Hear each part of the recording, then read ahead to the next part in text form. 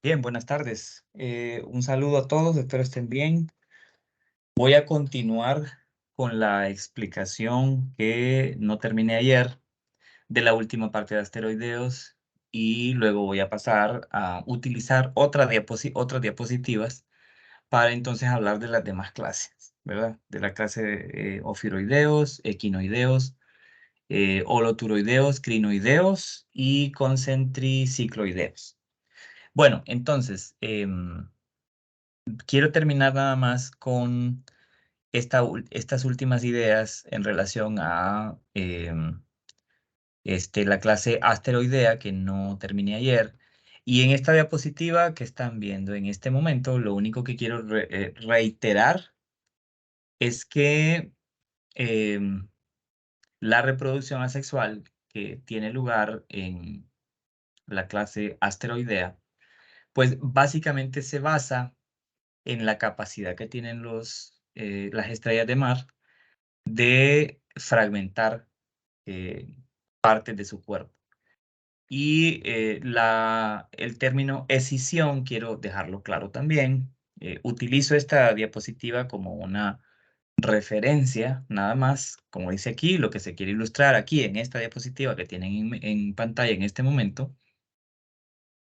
Lo que se quiere ilustrar aquí es que la escisión, esa palabra, ese término llamado escisión, se refiere al desprendimiento en sí del o de los fragmentos del cuerpo en un punto específico o en un punto determinado del animal, del cuerpo del animal.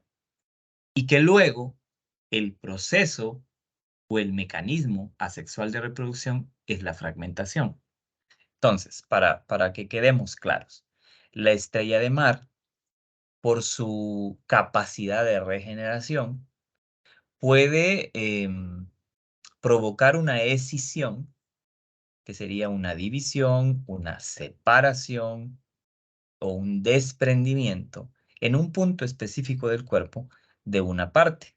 Puede ser, o comúnmente, de un brazo, de un radio, o incluso de algún segmento del disco central. Eso se llama escisión. El animal tiene la capacidad de desprender una parte de su cuerpo. Eso sería la escisión. Aquí se ve el término escisión utilizando un platelminto como modelo también. Porque si recuerdan, en el platelminto, igual el animal podía decidir separarse, desprender una parte de su cuerpo. Entonces, la escisión, repito, para que quede claro, que no se confundan, la escisión es la separación o el desprendimiento de una parte del cuerpo en un punto específico del cuerpo.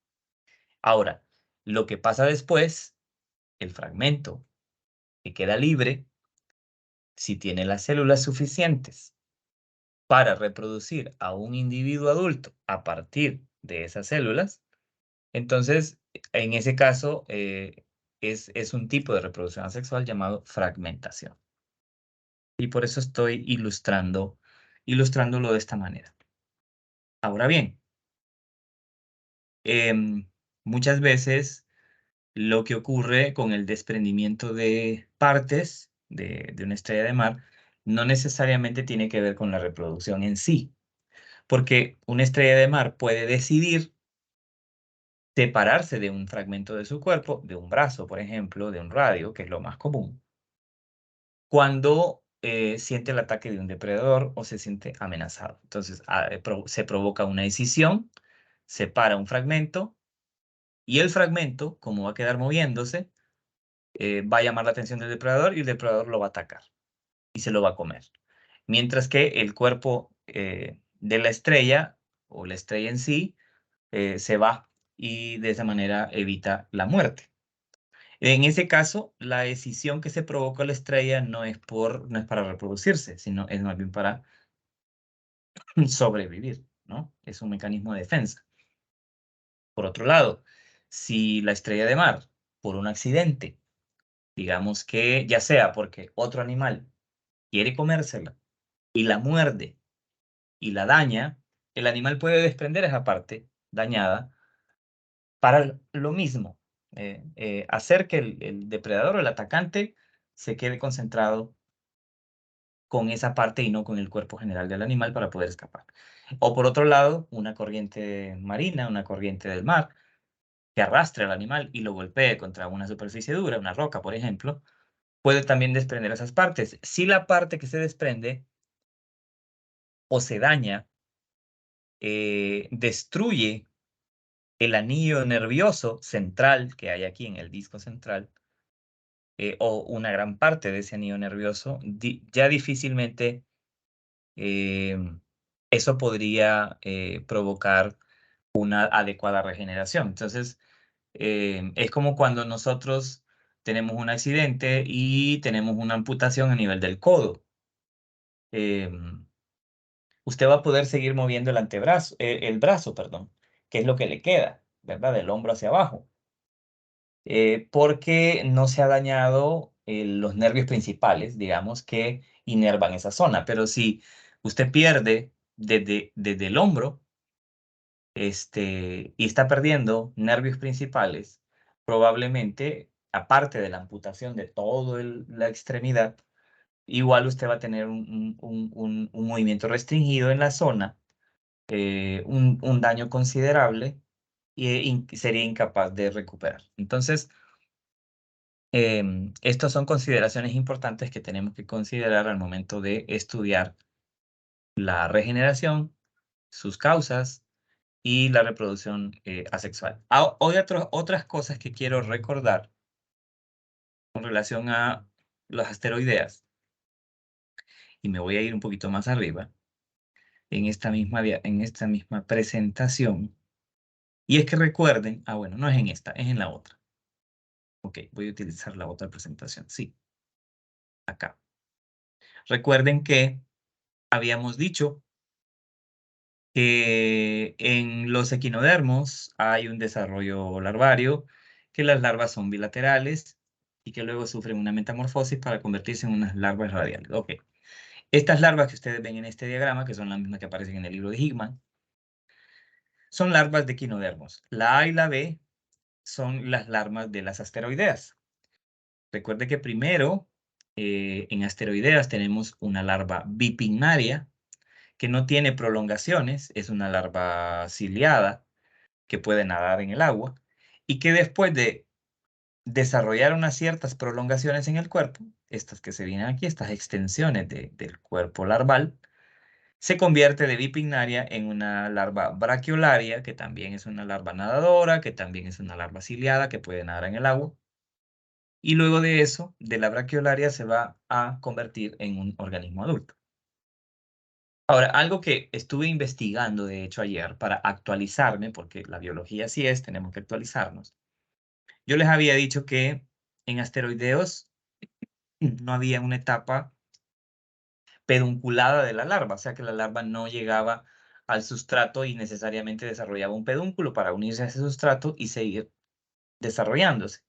Resulta que sí existe un pequeño lapso de tiempo en el que la larva braquiolaria de un asteroideo se va a ubicar sobre un sustrato y va a desarrollar un pedúnculo temporal, pero es una situación temporal. Y luego de eso el pedúnculo desaparece y la larva se convierte en un adulto joven que va a crecer y va a formar un individuo, pues como las estrellas que hemos estado viendo.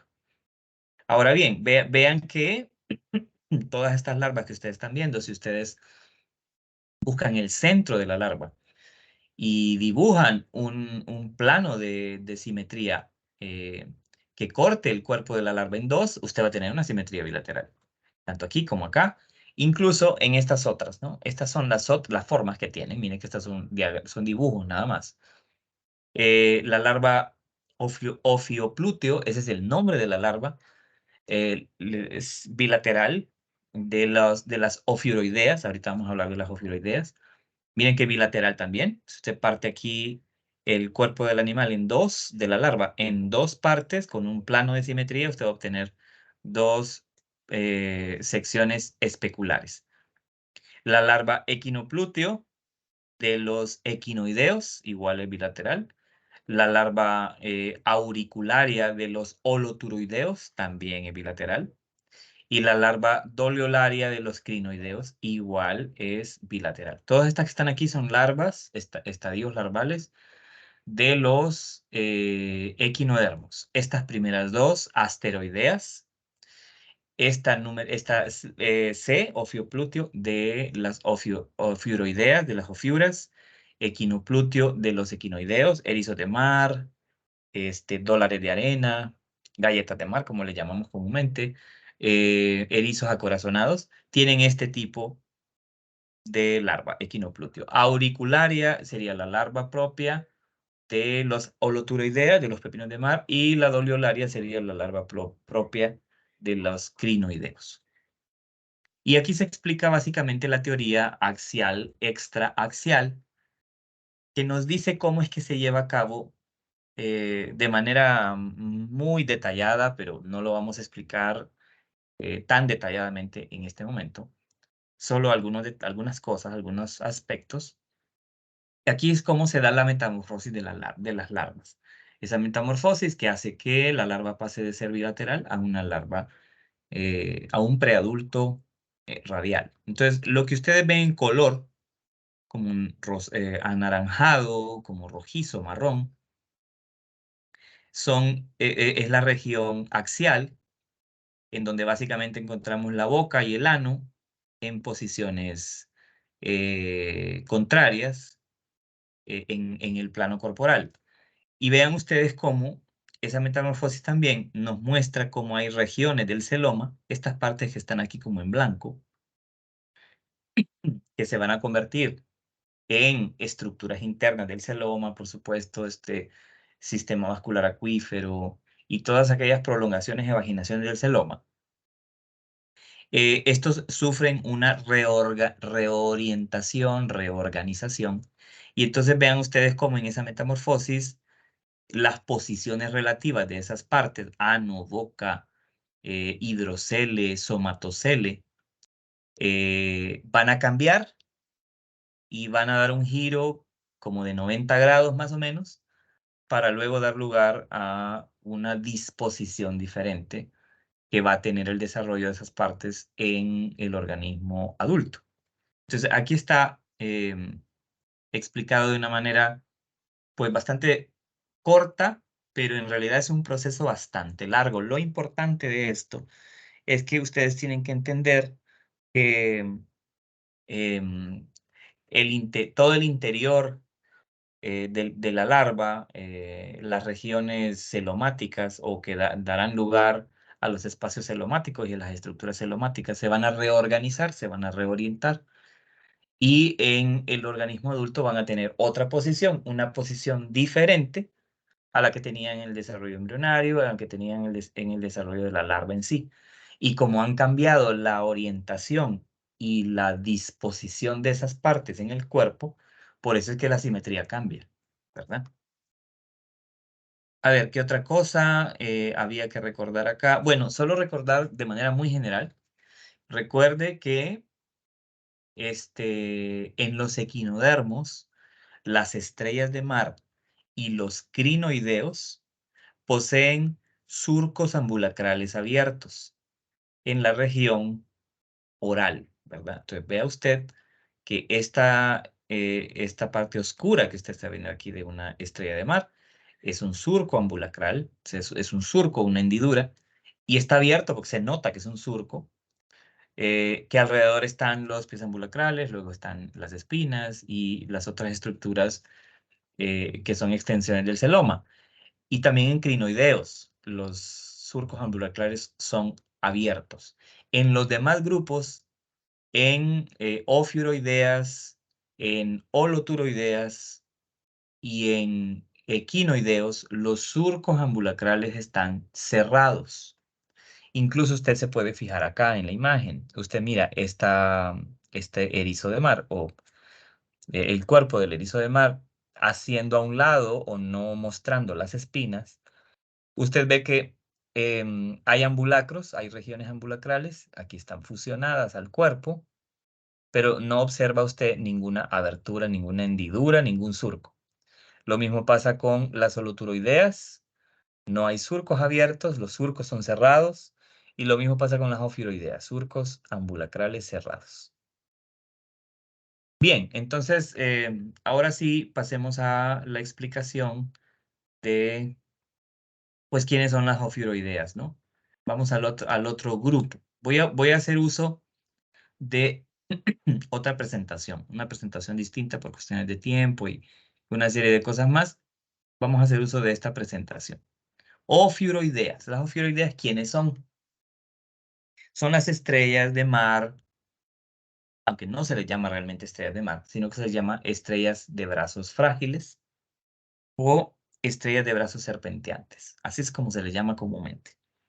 Eh, son quizás el grupo de equinodermos más abundante, o sea, los que se encuentran más en el mar. Obviamente son marinos, no hay dulceacuícolas, no hay eh, aquellos que puedan encontrarse en ambientes salobres, porque recuerden, los equinodermos no pueden hacer osmorregulación. Entonces, son un grupo bastante abundante, muchas especies, más de 2000, o sea, muy diverso y muy abundante. En todos los tipos de hábitats bentónicos los vamos a encontrar, es decir, vamos a encontrarlos en bentos suave, arenoso, fangoso. Lo vamos a encontrar también en bentos rocoso, ¿verdad? Como en el caso de los arrecifes de mar, o en el caso de pisos marinos en donde haya roca. Ahí los vamos a encontrar. Y también a distintas profundidades. Recuerden que habíamos dicho que los equinodermos podemos encontrarlos desde la costa hasta las zonas abisales. Entonces, este no es la excepción, las ofiuroideas o las ofiuras. Las podemos encontrar incluso hasta zonas abisales, ¿verdad? Arriba de 3000, 4000 metros de profundidad. Bueno, típicamente tienen 5 brazos, típicamente, así como las estrellas de mar típicas. Pero difieren bastante de las asteroideas en muchos casos. Por ejemplo, los brazos son muy delgados y surgen de una manera brusca del disco central. Cuando digo que surgen de una manera brusca del disco central, me estoy refiriendo a esto. Si vemos aquí en esta representación, en este diagrama de una fibroidea, vemos que aquí está el disco central y vemos que los brazos delgados surgen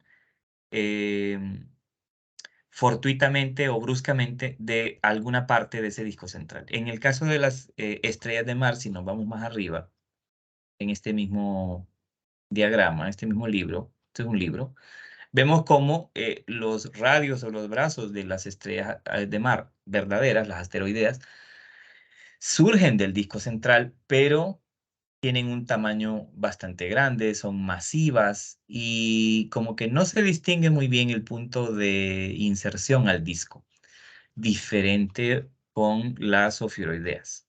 Miren, los brazos surgen de manera abrupta, de alguna parte muy visible se ve de dónde están surgiendo esos brazos.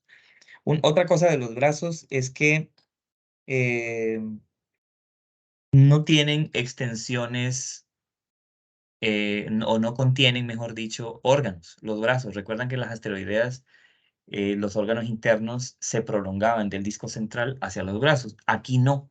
Y la razón es porque no hay espacio. Son muy delgados, son muy estrechos y no hay espacio. Lo único que hay en medio de esos brazos es músculo, celoma, por supuesto, los canales celomáticos por donde se transportan los fluidos por el sistema vascular acuífero, los nervios que inervan todo el brazo y que conectan los brazos y todas las estructuras que hay en los brazos con el disco central, etcétera. Eso sí hay, pero no hay órganos. No hay, porque no hay forma, no hay espacio para poder contener esos órganos allá adentro. También las ofiuras resulta que no tienen pedicelarios, ¿verdad? Que sí los encontrábamos sí encontrábamos pedicelarios en las asteroideas. Aquí no hay pedicelares, tampoco hay pápulas dérmicas, ¿verdad? Las pápulas dérmicas, recuerden que eran estructuras respiratorias en las asteroideas. Ya mencionamos que los surcos albulacrares están cerrados aquí, a diferencia de las asteroideas que eran abiertas. Y esos surcos ambulacrales, como no están abiertos, están cubiertos por placas o por osículos dérmicos de carbonato de calcio. Los pies ambulacrales que sí existen, sí hay, obviamente sí hay, no tienen ventosas. Y no tienen ventosas porque su papel en la locomoción es restringido. O sea, no utilizan las ofiuras, los pies ambulacrales para moverse, para desplazarse en el sustrato o en el ventos, ¿verdad? No, porque más bien esos pies ambulacrales sirven para movilizar las partículas de alimento hasta la boca. Para eso sirven los pies ambulacrales. Entonces, ellos no caminan utilizando sus pies ambulacrales. No lo hacen. Utilizan sus pies ambulacrales para mover alimentos a la boca. Entonces, por eso los pies ambulacrales no tienen ventosas. Y recuerde que también en asteroideas, había asteroideas que no tenían ventosas en sus pies ambulacrales porque vivían en ambientes blandos. También en este caso, igual, muchas ofiuras vamos a encontrarlas en ambientes blandos, en ventos blandos, ¿no? En arena, en fango. Y entonces no necesitan esas ventosas. Aunque sí se pueden encontrar, obviamente, sobre ambientes rocosos, pero como no los usan para moverse en esos ambientes rocosos, entonces no necesitan esas ventosas. También, a diferencia de las asteroideas, vamos a fijarnos que el madreporito en las ofiuras, no está en la cara aboral, sino que el madreporito más bien está en la cara oral. Vea usted, aquí está la superficie oral, usted ve que aquí está la boca, es el mismo diagrama que encuentra usted en el libro de Hickman, nada más que aquí está en blanco y negro, no en color.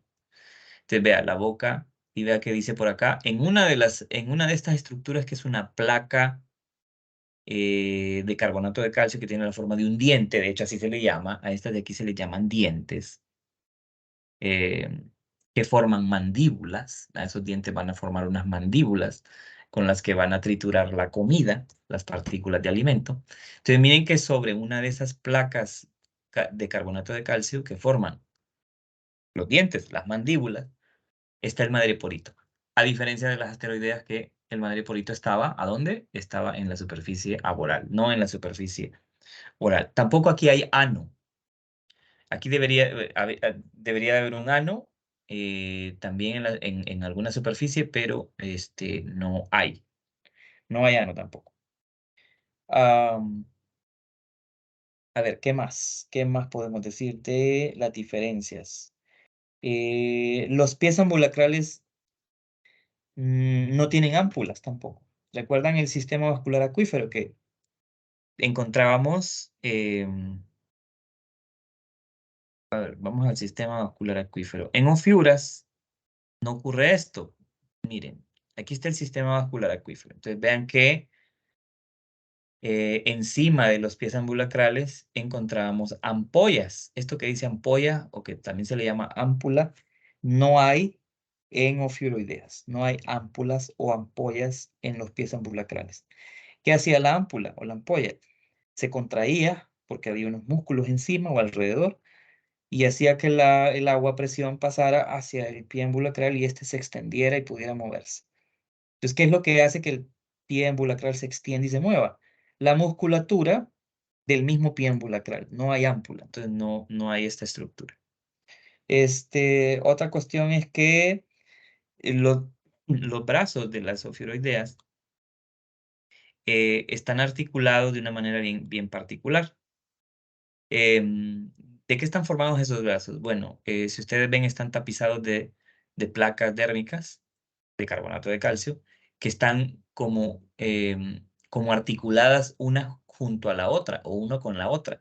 Entonces, a esos osículos o placas dérmicas que forman los brazos se le llaman vértebras y están muy bien articulados entre sí, de tal manera que estos animales pueden mover de una manera muy flexible sus brazos y de hecho utilizan los brazos para moverse, incluso para nadar.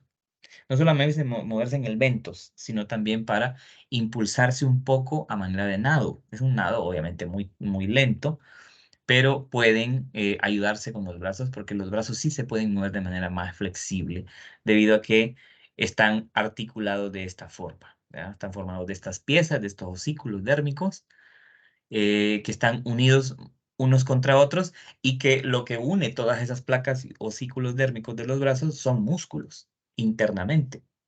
Y la contracción de esos músculos, la relajación de esos músculos hace posible que el animal pueda mover de manera muy flexible, muy ágil sus brazos. Y de hecho, para desplazarse en el ventos, igual, ellos lo que hacen es que arrastran dos brazos hacia adelante y luego unos brazos hacia atrás y de esa manera van como arrastrándose en el ventos, utilizando sus brazos. Bien, ¿qué más? ¿Qué más podemos decir? La boca está rodeada, como les digo, de estas 5 placas móviles, son estructuras de carbonato de calcio que se les llaman dientes y que en conjunto forman lo que conocemos como mandíbulas. Y esas mandíbulas en el interior están conectadas con un aparato que se llama linterna de Aristóteles. Por lo menos, por lo menos en las ofiuras no se llama así. En los equinoideos sí se llama linterna de Aristóteles. Y hay una musculatura ahí que hace posible que esa mandíbula se pueda mover y triturar la comida. La piel de una ofiura es una piel coriácea, o sea, no se observan, no se ven espinas tan prominentes o una superficie tan espinosa como se miraban en las asteroideas. Aquí no se ve eso, sino que la piel se ve como coriácea. Hay placas dérmicas, por supuesto, y espinas, pero estas están dispuestas de una manera muy característica y no son tan conspicuas. Y otra cosa importante, que es una gran diferencia con las asteroideas, es que no hay cilios en la epidermis, ¿verdad? La epidermis que encontramos en Ophiuroideas no es una epidermis ciliada, ¿verdad? Carece de cilios. Ya habíamos dicho que los órganos viscerales, las vísceras, están confinados en el disco central, ya que los brazos no tienen espacio. El estómago tiene una forma de saco, no existe intestino. En Ophiuroideas no hay intestino. Y igualmente aquellos materiales que no se digieren se van a expulsar por la boca. Lo mismo que pasaba con asteroideas. Em, ¿Cómo respiran? Bueno, hay 5 pares de unas estructuras respiratorias que se llaman bursas. Ahorita vemos esto acá. Aquí en el interior del cuerpo, del disco central, en la parte oral, en la región oral, hay unas invaginaciones del celoma. De hecho, aquí sí estas son invaginaciones porque forman un saco hacia adentro del celoma. Y aquí se puede ver, miren, aquí se puede ver en esta parte de acá del diagrama. Si este es el celoma, la pared del celoma con el peritoneo se invaginan hacia adentro y forman este saco llamado bursa. Entonces, en Ophiuroideas hay generalmente 5 pares de bursas que son las que reciben agua y hacen el intercambio gaseoso. Y el agua entra a través del flujo por la boca o por estas hendiduras que se llaman aquí. Ya le voy a mostrar. Creo que está mejor expuesto en este diagrama. Hendiduras de las bursas, vean. Esas partes ahí abiertas, esos puntos oscuros que se miran ahí, si esto lo hiciéramos un poquito más grande, bueno, vamos a moverlo aquí un poco así. La bursa es una invaginación que está dentro del cuerpo, dentro del disco central. Entonces, ¿cómo llega el agua para que se realice el intercambio gaseoso en las bursas? El agua llega a través de estas hendiduras, estos orificios que son aberturas en el exterior del cuerpo del animal.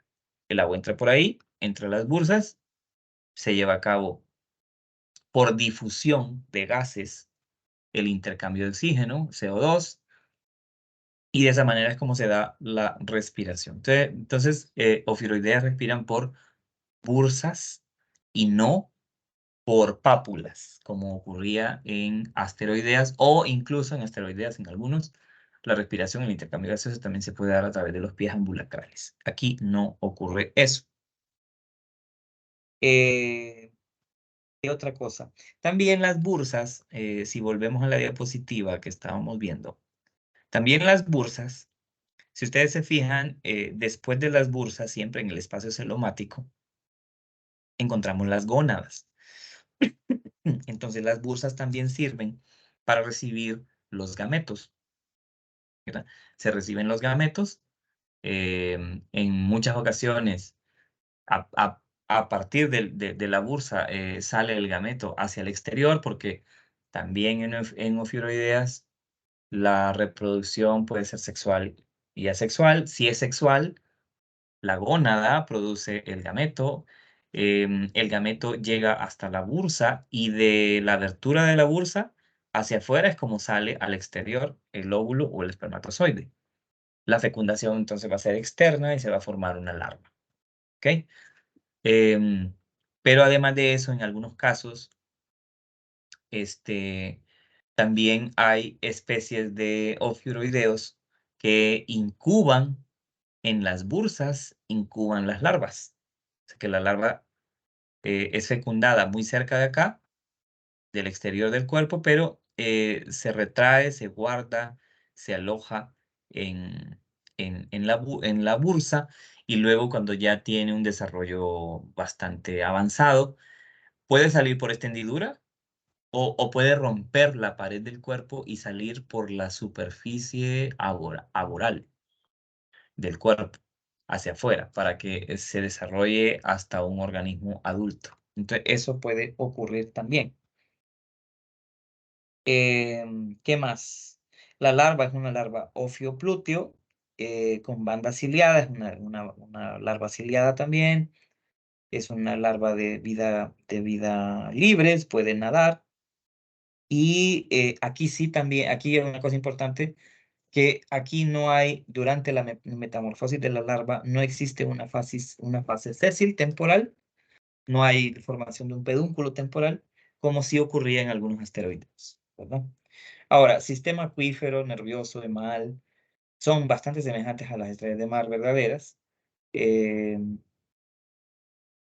y también la parte de cómo funcionan esos sistemas es básicamente lo mismo. Ahora bien, las ofiuroideas son organismos que también tienen una mayor tendencia a ser activos en la noche o de hábitos crepusculares, ¿no? O sea que podemos encontrarlos siendo más activos en las últimas horas de la tarde, de la noche. Y algo importante también aquí es que tienen comúnmente un fototropismo negativo. ¿Qué quiere decir fototropismo negativo? Es que ellos no buscan la luz, de hecho le huyen a la luz. Son muy sensibles a la luz y prefieren ocultarse en lugares oscuros. Entonces es común que vayamos a ver que estos animales están metidos en grietas, en el ventos, o están metidos entre rocas, o que los vamos a encontrar muy abundantemente en zonas abisales donde la luz no llega casi nada, ¿verdad? O no llega, la luz no llega. O sea, mares profundos, ¿verdad?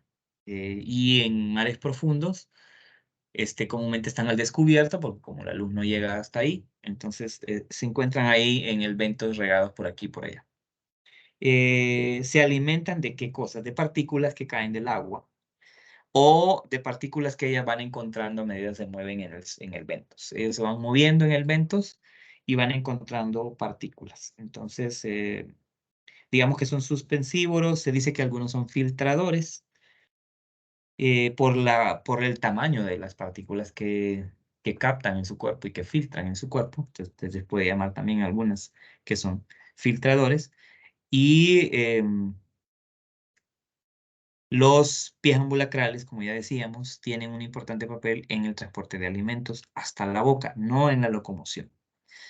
Eh, a veces también lo que hacen es para capturar alimento es que extienden los brazos en el agua los extienden hasta lo que puedan, de tal manera como de ampliar la superficie de captación de partículas. Entonces, extienden los brazos, como cuando usted tiene mucha calor y de repente empieza a llover y usted quiere mojarse, y lo que es lo que hace, usted extiende los brazos, pone su cabeza hacia arriba, ve hacia el cielo y extiende los brazos, de tal manera que usted sí, pueda como captar pues la mayor cantidad de agua que pueda en su cuerpo. Del mismo modo, ellos extienden los brazos para poder recibir la mayor cantidad de partículas suspendidas que caigan del agua hacia sus brazos y luego llevar esas partículas hacia la boca.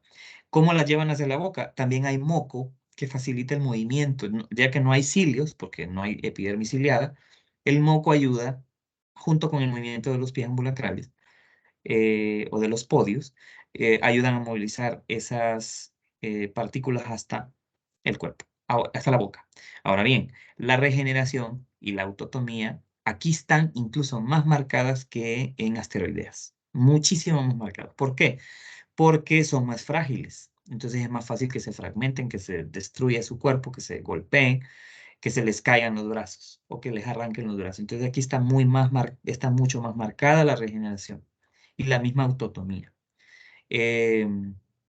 Incluso a veces en la reproducción asexual, una ofiuroidea puede provocarse una escisión del disco central, o sea, aquí a la mitad. Y al hacer eso, se está reproduciendo de manera asexual, ¿verdad? Está provocando una escisión en el disco central que va a dar lugar a dos partes, a dos fragmentos, y esos fragmentos van a regenerar las partes faltantes y van a reproducir al individuo. Entonces, vea cómo aquí hay bastantes diferencias. Incluso muchas ofiuras, como esta que tienen ustedes acá en esta imagen de aquí, espero poder enviar otros videos para ilustrar mejor estas cosas, tienen brazos ramificados, cosa que no se daba en asteroideas, ¿verdad? Y, por ejemplo, aquí hay un género bastante particular, que es el género Gorgonocephalus. El género Gorgonocephalus comúnmente tiene esa característica, que los brazos se ramifican en varios puntos, ¿verdad? Hay otros géneros como comunes de ofiuroideas, como por ejemplo Amphifolis, Ophioderma, Ophiotrix, Ophiura, este, Gorgonocephalus, como les acabo de mencionar, Astrophyton, eh, y hay otros más, ¿verdad? Entonces, básicamente, estas son algunas de las cosas que queríamos mencionarles para que al momento de la lectura ustedes tengan pues, una visión un poco más clara de quiénes son las ofiuras o las ofiuroideos. Entonces, vea aquí que en esta fotografía se ven mejor las bursas o el espacio que tienen las bursas en el interior. Aquí, después de estas placas, adentro están las bursas. Y muchas veces, cuando están llenas de huevos o llenas de larvas, se ven como ensanchadas, ¿verdad? Se ven como bastante amplias. Bien, miren más imágenes, más fotografías sobre las ofiuroideas, las estrellas de brazos frágiles. Voy a quedarme ahí y voy a continuar después con un video, con otros videos para hablar de las demás clases. Entonces voy a cortar este video en este momento y continuaré con otro para hablar de otras clases.